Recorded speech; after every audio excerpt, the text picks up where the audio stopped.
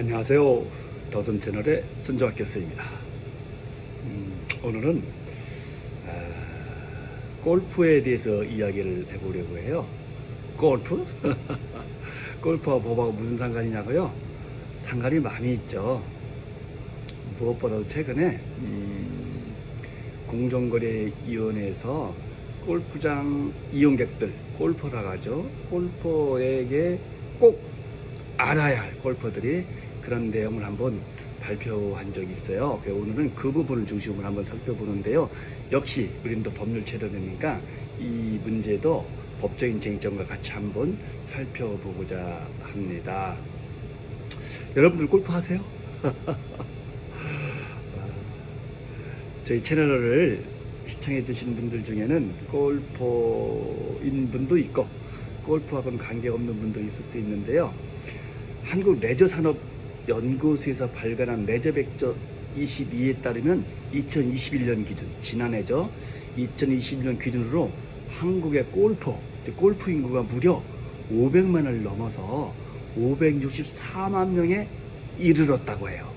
근데 이는 그 전해인 2019년도에 469만 명보다 무려 1년 만에 100만 명 이상이 증가하는 폭발적 상승세를 기록하고 있는 거예요. 이는 사실상 국민 10명 중에서 1명은 골프를 한다는 말이 되잖아요. 또 실은 성인 기준으로 친다면은 실은 성인 한 6명 내지 7명 중에는 1명은 골프를 반드시 친다. 이렇게 볼 수도 있을 것 같아요. 근데 일본은 어떨까요? 일본 같은 경우에는 우리보다 인구가 2배 정도 되잖아요. 1억 정도 되는데 그런 일본조차도 겨우 골퍼의 숫자가 520만 명이래요. 우리보다 적을 뿐만 아니라 인구 대비한다면 우리의 반 정도에 불과한 거예요. 사실상 우리나라가 일본의 골프 인구를 추월했다, 이렇게 말할 수 있다는 것이죠. 그런데 골프를 좋아하시고 가끔 하시든 간에 상관없이 골프를 치다 보면은 예상치 못했던 일이 발생하기도 하죠. 골프장에서 친 공이 잘못 날아가서 다른 골퍼라든가 또는 캐디라든가 몸에 맞아서 부상을 입기도 하고요. 그 다음에 다른 물건을 훼손하기도 하고 이런 부분도 있는데, 이런 부분은 다음에 한번 알아보기로 하고요. 오늘은 골프장 이용하다 보면 왜 갑자기 폭풍이 온다든가 태풍 온다든가 뭐 눈보라가 친다든가, 그래서 이렇게 폭우라든가 폭설 등으로 인해서 불가피한 사유로 중도에 포기할 수가 있잖아요.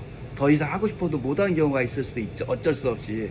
그랬을 때 내가 18홀 다 돌았으면 모르겠는데 중간밖에 안 돌았는데 이게 도중에 그만두게 되면은 경기를 끝까지 못해서 하는 아쉬움도 있지만 내가 이미 낸 골프장 이용료를 돌려받을 수 없는 건가?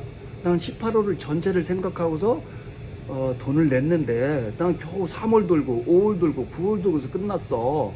12홀 돌고 끝났어. 나머지는 좀 돌려받을 수 없는 걸까 하는 생각을 할 수 있겠죠. 그런데 또 골프장 입장에서는 어차피 당신은 골프를 치러 왔고 치다가 골프장에 책임 있는 사유로, 즉 골프장에 고의라든가 과실 없이 경기가 중단된 거잖아요. 그러니까 골프장에게 과실이라든가 고의가 있다면 모르겠는데 그거 없이 골프장도 책임질 수 없는 사유로 경기를 자연재해로 경기를 못하게 됐는데 돈을 돌려달라는 것은 말이 안 되잖아, 이렇게 생각할 수도 있죠. 즉 골퍼의 입장과 골프장의 입장이 다를 수 있다는 거예요. 그랬을 때 법적으로는 과연 어떻게 될까 하는 궁금증에 대해서 오늘 이야기해 보려고 하는 거예요. 그런데 먼저 이것과 관련해서는 공정거래위원회의 소비자 분쟁 해결 기준이 있어요. 이 소비자 분쟁 해결 기준은 소비자와 대형 업체라든가 기업이라든가 이런 거의 분쟁이 발생했을 때 그 분쟁을 해결하는 일응의 기준이 될 수 있는데요. 이 기준은 당사자의 특별한 분쟁 해결 방법에 대한 별도의 의사표시가 없는 경우에는 해결을 위한 합의라든가 내지는 권고의 기준이 되는 역할을 하는데요. 지금까지는 이 기준에 따르면 18홀 중에 9홀, 즉 9번째 9홀을 다 돌지 못한 상태, 즉 절반을 돌지 못한 상태에서 중단될 경우에 한해서 이용 금액의 50%만을 환급, 즉 돌려받을 수 있었다고 해요. 그에 따라서 만일 9홀을 마치고 10번 홀이라든가 12번 홀 등에서 경기가 도중에 중단됐다 한다면 한 푼도 돌려받지 못한다는 것이죠. 그리고 두 번째 홀이라든가 세 번째 홀에서 경기가 중단돼도 겨우 50%만, 절반만 돌려받을 수 있다고 하는 거였어요. 과연 이것이 합리적인지 또는 공평한 것인지 골퍼의 입장에서는 아무래도 억울하다고 생각할 수밖에 없을 것 같아요. 이러한 불합리를 개선하기 위해서 최근 얼마 안 됐습니다. 지난 12월 18일 날 공정거래위원회에서는 소비자 분쟁 해결 기준을 개정했어요. 어떻게 개정했냐면 그 내용을 보면 먼저 이용한 홀수에 따라 이용하지 못한 홀수에 상응하는 이용료를 환급받을 수 있는, 돌려받을 수 있도록 한 거예요. 그에 따라서 만약에 2번 홀을 마치고 3번 홀에서 경기가 중단되면 남은 홀이 16홀이잖아요. 18홀이니까 기존에 이용한 2홀 빼면 16홀이 남잖아요. 16홀에 상당하는 이용료를 돌려받을 수 있다는 거예요. 즉 18분의 16을 돌려받을 수 있게 된다는 거예요. 이용객 입장에서 굉장히 유리하게 된 것이죠. 그런데 만약 첫 홀에서 1번 홀도 마치지 못하고 경기가 중단될 수도 있잖아요.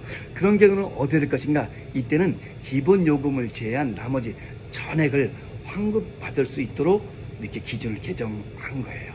골퍼들 입장에서는 듣던 중 반가운 소리가 될 수도 있겠죠. 그런데 이것이 실은 소비자 분쟁 해결 기준이 아니라 이것으로 인해서 만약에 정말 법원까지 간다, 그러면 어떻게 될 수 있을 것인가? 소송 결과는 어떻게 될까? 궁금하시죠? 이때 여러 가지 법적 쟁점이 있을 수 있지만 오늘 여러분과 함께 나눠보고 싶은 것은 소위 말하는 민법상의 위험부담이라는 제도가 있어요. 위험부담. 그 위험을 누가 부담할 것인가 하는 문제겠죠? 이 민법적으로 굉장히 어려운 문제이기도 하고 로스쿨에서도 실은 많이 다뤄지는 쟁점이기도 한데요. 위험부담이라는 것은 뭐냐면 계약에서 쌍방 누구라도 책임질 수 없는 사유로 계약이 이행이 불가능하게 된 경우에 그 책임을 누가 부담할 것인지가 문제된다는 거예요. 예를 들어서 갑과 을 사이에 A라는 집을 사고 팔기로 하는 매매 계약이 체결됐어요. 그런데 체결된 이후에 갑자기 태풍이 불어와서 집이 파손됐어요. 이 태풍이 불어와서 집이 파손된 것은 갑의 책임도 아니고 을의 책임도 아닌 거예요. 그죠? 그랬을 때 매도인인 갑은, 집을 파는 갑은 이 집을 넘겨줄 수가 없잖아요. 왜? 이미 집이 파손돼서 없어졌으니까 넘겨주고 싶어도 넘겨줄 수가 없는 거예요. 이걸 법적인 용어는 이행이 불능됐다 해서 이행불능이라고 하는 거예요. 이렇게 이행불능 상태가 되는데 이때 그럼 매수인은 을은 그럼에도 불구하고 자기는 매매대금을 지급하여야 하는 것인지가 문제된다는 거예요. 집이 없어져서 넘겨받을 수 없는데 그럼에도 불구하고 을은 계약대로 매매대금 10억이면 10억, 5억이면 5억을 과연 지급해야 되는 것이가 문제되는 것인데 이것이 바로 이혼부담이 문제예요. 이때 만일 먼저 을은 집을 받을 수 없게 됐으니까 그에 상응하는 대가인 매매대금도 지급할 수 없다, 지급하지 않는 것이 옳다, 지급하면 불공정하다 라고 생각할 수도 있어요. 반대로 매도인, 즉 집주인이 갑의 입장에서는 이미 계약이 끝났고 그런데 계약 이후에 그 집이 자기가 책임질 수 없는 사유로 인해서 이행이 불능됐는데 파손돼서 파괴돼서 그것을 내가 집값을 한 번도 못 받는다면 그에 대한 위험부담 내가 다 지란 말이야? 이거 너무 불공평해 라고 생각할 수도 있어요. 지금 매도인 입장에서도 매수대금을 한 푼도, 매매대금을 한 푼도 받지 못하게 된다면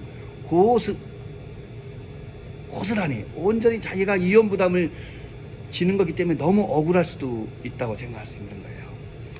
이렇게 입장이 대립되는데요. 이때 첫 번째처럼 매수인은 을이 매매대금을 지급하지 않아도 된다는 입장을 집을 넘겨줄 채무가 있는 매도인 갑이 위험을 부담한다는 입장이에요. 매도인 갑은 집을 팔았는데도 집값을 하나도 못 받는 거니까 그 위험 부담을 집을 넘겨줄 채무가 있는 매도인 갑이 부담한다 라고 해서 채무자가 부담한다 라고 해서 채무자 위험 부담주의라고 부르는 거예요. 반대로 매수인 을이 매매대금을 지급해야 된다 하는 경우는 결국 집을 넘겨받을 권리가 있는 채권자, 매수인은 집을 넘겨받을 권리가 있잖아요. 이 권리가 있는 채권자가 결국은 매매대금을 지급하는 거기 때문에 그 집을 넘겨받지 못한 책임을 고스란히 매수인인 을, 즉 채권자가 부담하게 된다고 해서 이것을 채권자 위험 부담주의라고 하는 거야. 즉 매도인이 부담하는 것을 채무자 위험 부담주의, 매수인이 부담하는 것을 채권자 위험 부담주의라 하는 것인데 이것은 옳고 그름의 문제는 아니에요. 즉 어느 쪽이 부담할 것인가를 결정하는 것은 입법 정책의 문제라고 하는 거예요. 그런데 우리나라는 어떻게 됐을까요? 우리나라에서는 민법에서 채무자 위험 부담주의를 택하고 있어요. 즉 우리 민법 제537조에서는 어떻게 되어 있냐면 채무자 위험 부담주의라는 제목하에 쌍무계의 당사자 일방의 채무가 당사자 쌍방이 즉 매도인이 매수인이든 책임질 수 없는 사유로 이행할 수 없게 된 때에는 채무자는 상대방의 이행을 청구하지 못한다라고 규정되어 있어요. 그에 따라서 매수인인 을은 매매대금을 지급하지 않아도 되고 그에 따라 집이 파괴로 인한 손해나 위험은 전적으로 매도인인 갑이 부담하게 된다는 거예요. 이것이 위험부담에 관한 우리나라 민법의 입장이 됩니다. 어때요? 재밌어요? 이러한 위험부담 이론을 한번 골프장 이용자의 경우에 한번 적용해 볼까요? 즉 골프를 라운딩하는 도중에 갑자기 폭우나 폭설, 태풍으로 경기가 중단된 경우에 적용해 보면 꼭 폭우로 인한 경기 중단은 시는 골프장이 책임질 수 있는 사유도 아니고 골퍼인 이용객이 책임질 수 있는 사유도 아니죠. 즉 골프장 골퍼 모두 쌍방에 책임질 수 없는 사유로 골프장 이용이 할 수 없게 되는, 즉 이용이 불능하게 되고 골프장 입장에서도 골프장 이용 제공 의무가 있는데 이 채무를 이행할 수 없게 됐는데 그것이 자기 책임이 아니라 자기도 책임질 수 없는 사유가 발생할 수 하게 됐다는 것이죠. 그에 따라서 채무자인 골프장은 이용료를 청구할 수 없게 된다고 보는 거예요. 왜? 골프장 이용 책임을 지고 있는 채무자가 이용 부담을 진다고 우리 민법에는 규정되어 있으니까. 그에 따라서 골프장 이용료를 청구할 수 없게 되고 만약에 지금처럼 골프 이용객이 즉 골퍼가 먼저 골프장 이용 전에 즉 라운딩 전에 돈을 먼저 내잖아요. 그랬을 때 이미 낸 돈을 돌려받을 수도 있게 된다고 보는 거예요. 일종의 부당이득이 될 수도 있다고 보는 것이죠. 그런데 이번 사례처럼 만약에 시작이 아니라 도중 이용 라운딩 도중에 중단됐다. 그런 경우에는 이용한 홀수를 제외하고 이용하지 못한 홀수만큼 채무를 제공하지 못하는 거니까 그에 비례해서 이용료를 돌려받을 수 있다고 보는 것이 합리적인 것 같아요. 그러면 어떻게 되죠? 제가 지금 설명했던 내용은 바로 최근에 공정거래위원회에서 개정한 내용과 유사하죠. 즉 이번 공정거래위원회에서 어떻게 되죠? 이용한 골프 홀수를 빼고 이용하지 못한 골프 홀수만큼만 돌려주라 이렇게 개정했기 때문에 일종의 민법의 기본 위험부담 원리를 충실하게 반영한 기준이 아닐까, 결과물이다 이렇게 볼 수가 있을 것 같아요. 한 가지 흥미로운 것은 최근에 임명된 공정거래위원장님도 제가 알고 있기로는 법률가 출신으로 알고 있는데 아마도 법을 정확히 해석 적용해서 개정안을 마련한 것이 아닐까 이렇게 볼 수도 있을 것 같아요. 재밌었나요? 마지막 골퍼들이 반드시 알아야 할 팁 하나 더 알려드릴게요. 골프장 부킹한 후에 예약을 취소할 수 있죠. 불가피한 사유가 있을 수도 있지만 개인적인 사유로 인해서 취소할 수 있는데 이때 그 취소가 만일 평일인 경우에는 이용 예정일 3일 전에까지죠. 공휴일인 경우에는 4일 전에 취소만 하면은 계약금 전부를 돌려받을 수도 있다. 이 부분도 여러분들이 참고를 하시면 좋겠고요.